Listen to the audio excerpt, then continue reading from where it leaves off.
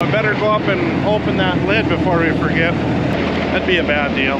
Make sure the doors are shut. That'd be another bad deal. I'm not talking from experience at all. You have a couple of them bad experiences and the amount of work you got to put in to clean up your mess, you don't forget, or at least not very often.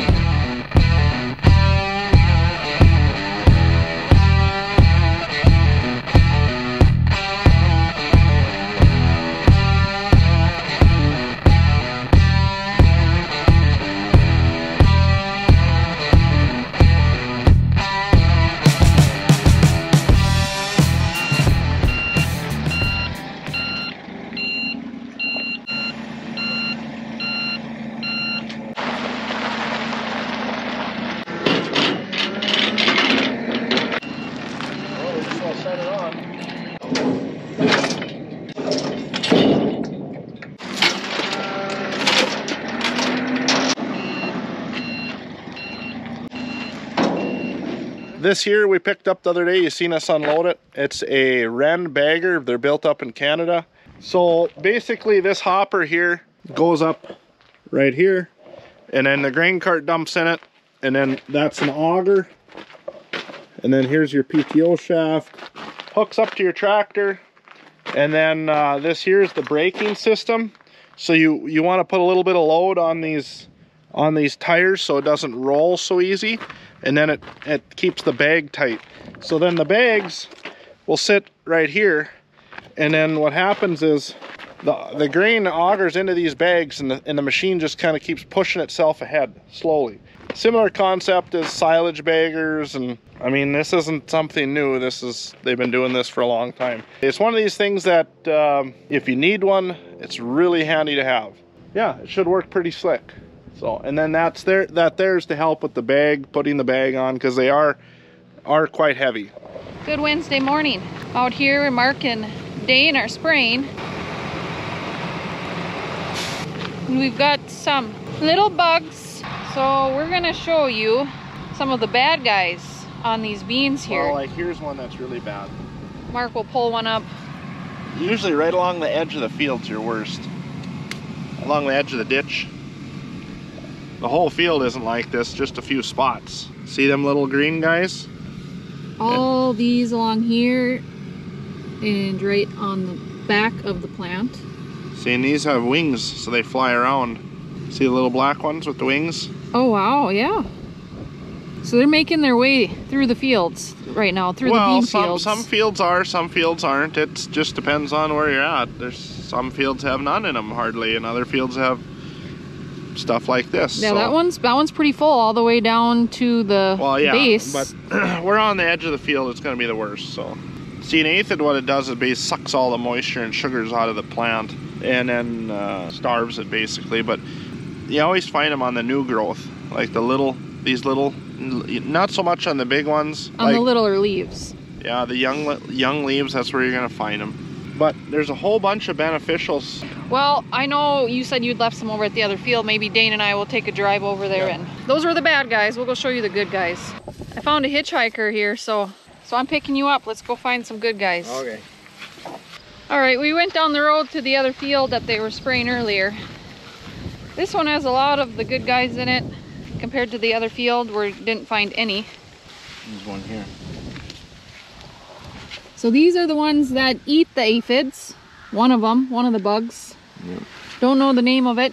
There's another one crawling up the plant. Right there. Where the hell is it? There it is, right there. It's making its way. Here's another one. Yeah, that's the other good guy. So we'll like this here. So those are the two good ones. They're quite interesting. They're pretty nasty looking little creatures, but they're doing their job. So there is one more. Pretty sure that's a ladybug. Asian beetles are a little more orange, I think anyway. But. So yeah, those are the bad and the good of the soybean bugs. So this is the final pass on the beans. It's a little later in the season than we usually put on our fungicide and all of our other stuff that we do. I think we're giving up on them a little too early in the season. So later staging fungicide and what we're doing here is I think we're going to see pretty good results from it. But of course we are doing a few tests in some fields, so we'll find that out. Yeah, so anyway, what we're doing here now is sugar product put on with the fungicide, and that'll give us a 2-week residual, so we should be good for the rest of the season. So yeah, the beans, you know, they're a little behind, but I think if we can get some warm weather here in August, they'll finish out just fine. But the way it looks, they have put down a decent root, so just a few timely rains should be what we need. Anyway, the plants are flowering really nicely. We're putting on pods. Hopefully finish strong, I guess you would say. So this is what the whole load looks like, the water that goes in the sprayer. I got that sugar product in there. And don't forget the milk replacer. Yep. Yeah. Then we dump 2 bags of milk replacer in. I'm just kidding, it ain't milk replacer. Hey, what a beautiful day. Lovely. What's the temp feel like here up in Alaska? This is that north quarter we got. 32.5, so just above freezing. It's not freezing in there though. No. Is it October or end of September? The beans are doing good though. They're tough hardy beans. It's so cold out there. The northwest wind's blowing across about like 2 miles worth of northern Minnesota prairie. Do you want to move and then I'll... I couldn't tell if you wanted me to go to town for groceries or if I was supposed to wipe your ass.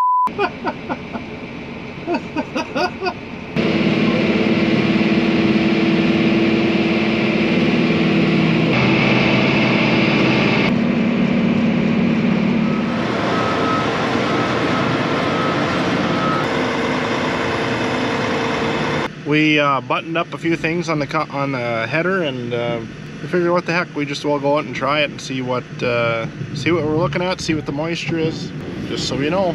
Make sure everything's working the way it's supposed to.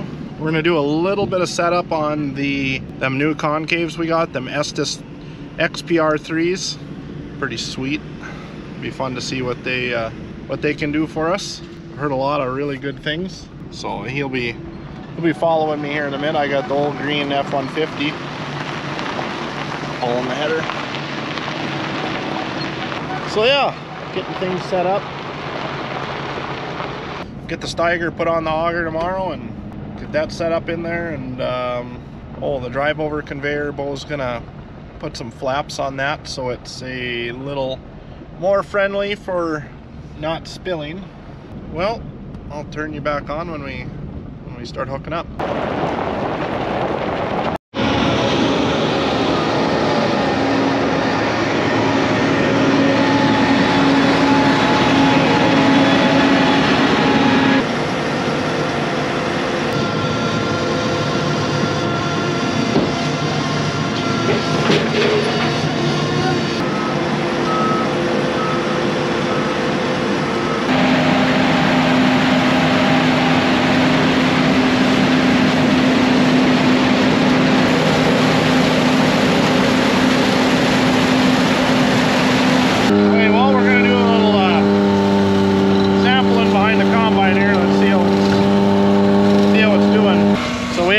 Brand new knives, brand new hammers, all that in there, so it's doing a really nice job of chopping.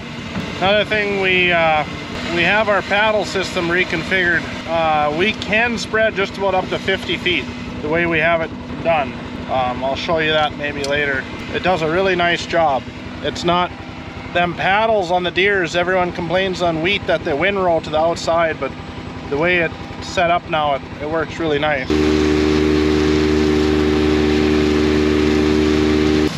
Pretty nice stuff.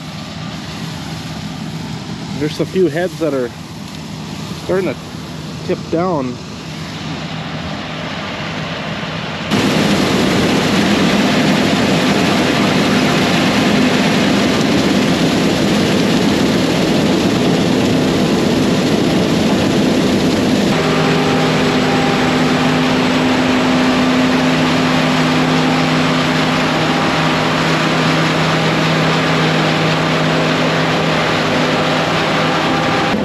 Take a sample, we'll see where it's at.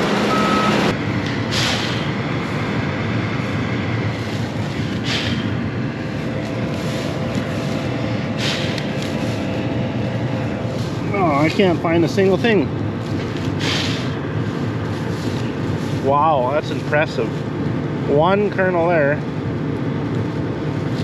Boy, I tell you that, I'm not, I don't know how it's thrashing out, but I'll look in the tank. The XBR3s are, that's a pretty solid concave. Wow. How's it looking, the hopper? Pretty clean or not? There ain't a thing on the ground. There's not, I found one kernel. Well, that's them concaves. My gauge is showing high enough to recalibrate it. Well, we'll go in the bin shack here and get this sampled.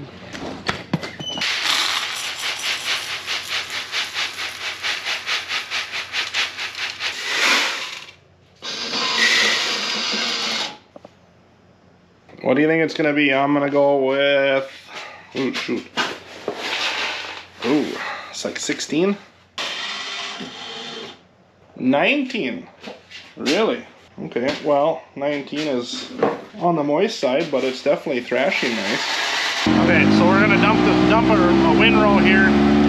We'll check the straw and make sure it's thrashing everything out of the head, so we're not leaving heads. Now we just did a complete machine shutdown, so that way here we can look at the inside the combine and see if it's loading heavy on one side or the other. Make sure everything's pretty even across the chaffer on top. We'll see what we find here. Thrashing everything out, there ain't no heads with ain't nothing on the straw. We got some filler plates on these for these new Estes concaves from one of our neighbors. So we're gonna put a filler plate in the number 3 slot, see if that helps. We were finding a fair amount on the ground, so we're gonna increase rotor speed a little bit and I don't know, do a few other things. Dad's gonna tweak it a little more and hopefully get it to thrash out a little better. I mean, like I said, it is 19% moisture, so it's not dry wheat by any means. So I think our loss is gonna be a little more than normal than if you were to combine dry wheat, obviously, but it'll be acceptable. Trying to get it under that half to a quarter bushel an acre type thing. That's where we kind of like to see it.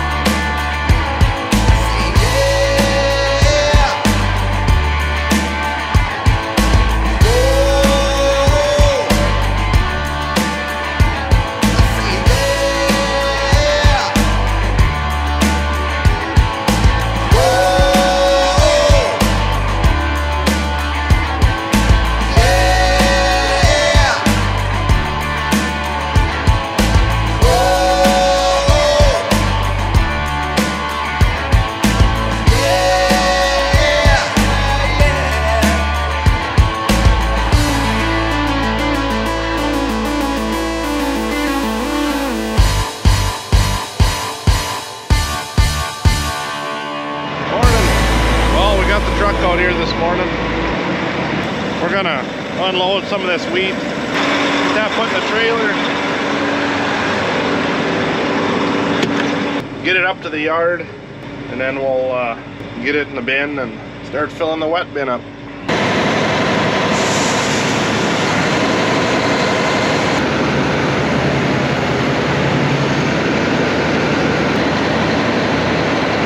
Well, I sure ain't no professional. I'm not like as good as Stephanie, but it's in there.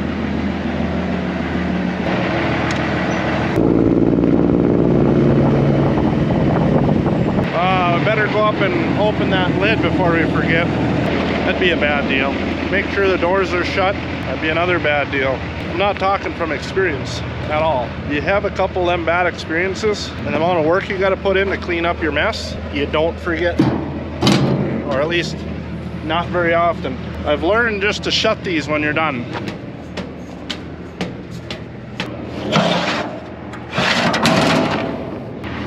Here's our setup. Should work pretty slick.